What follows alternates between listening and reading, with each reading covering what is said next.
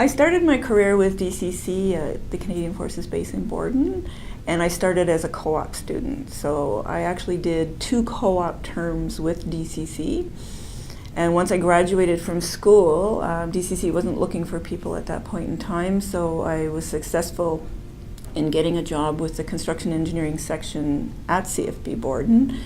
And I worked there for about a year, and then a position became open at DCC, and I applied for it and was successful in getting it. So I spent almost 5 years with DCC doing construction management, and from there I came to Ottawa, and that's where I spent the last 22 years of my career in various service lines.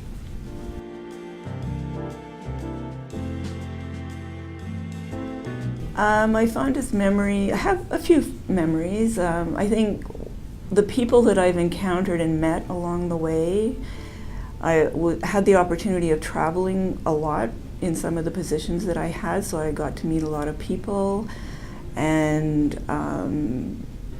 some of the opportunities that I've had were really good. I have one memory that stands out above all of them.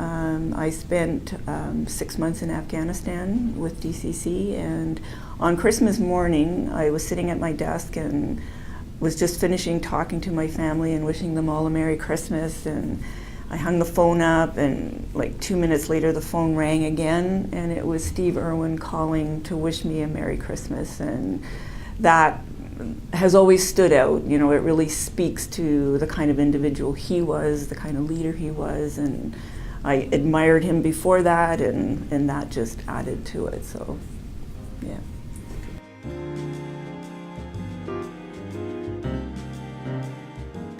For anybody starting their career with DCC, I would recommend that they do their research, really understand what the service lines are that DCC has to offer, and to know their client, to know what the expectations are there, and to never be afraid to ask questions. You know, there's never a question that shouldn't be asked, and there's always somebody that's available to answer that question for you. And don't be afraid to try different things, like new things, going into other service lines. In my career with DCC, I worked in every service line except the real property management, and I did have some involvement with that too in the last couple of years of my career. So expand yourself and learn everything that you can, and don't be afraid to move forward.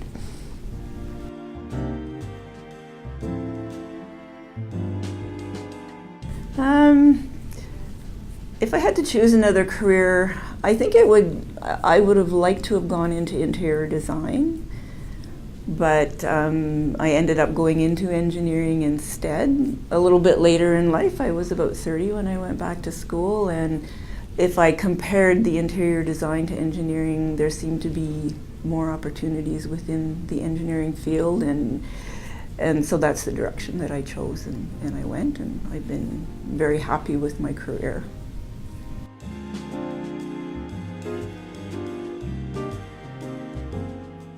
In my retirement, I will do some traveling. I have already done some traveling, and over the summer I did a lot of kayaking and hiking, which are things I love to do, and I plan on doing more of that in the future. I also am registered for an art course at the Ottawa School of Art, and I'm really looking forward to doing that and expressing myself artistically. And I also plan on doing some volunteer work at the Uville Centre. As well, I have 5 grandchildren that I plan on spending time with, so I'm looking forward to that.